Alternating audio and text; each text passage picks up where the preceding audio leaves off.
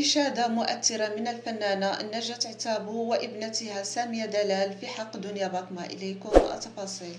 خلال بث مباشر مليء بالمشاعر والرسائل الإيجابية، وجهت الفنانة المغربية نجاة عتابو برفقة ابنتها سامية دلال كلمات مؤثرة لزميلتها الفنانة دنيا بطمة. استقطب هذا البث اهتمام العديد من المتابعين الذين تابعوا بتقدير واضح الكلمات الصادقة التي حملت في طياتها دعما وتشجيعا للفنانة الشابة دنيا بطمة.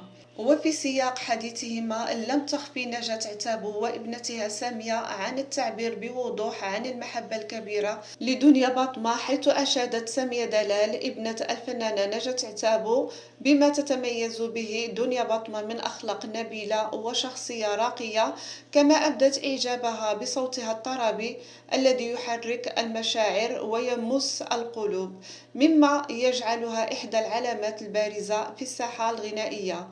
علاوة على ذلك، أوضحت نجاة عتابو خلال البث أن علاقتها بدنيا بطمة تتجاوز حدود الزمالة الفنية، فقد عبرت عن تقديرها البالغ لتربيتها التي وصفتها بأنها النموذج، مؤكدة أنها تنظر إليها وكأنها واحدة من بناتها. كما أكدت بشدة على صوتها المميز الذي أضاف قيمة استثنائية للمشهد الفني سواء على المستوى المغربي أو العربي.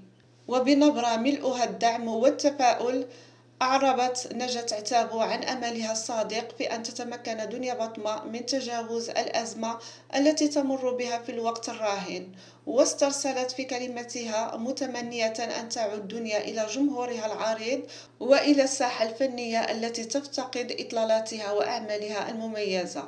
لم يخلو حديث الفنانة نجاة عتابو وابنتها سامية من لمسة صادقة تمزج بين المحبة والدعاء، إذ اختتمت الفنانة رسالتها بتعبير عفوي يحمل في طياته الكثير من الدعم المعنوي، داعية لدنيا بطمة بالفرج القريب واستعادة مكانتها الفنية بأسرع وقت ممكن، مشددة على أن جمهورها في انتظارها بكل حب وشوق.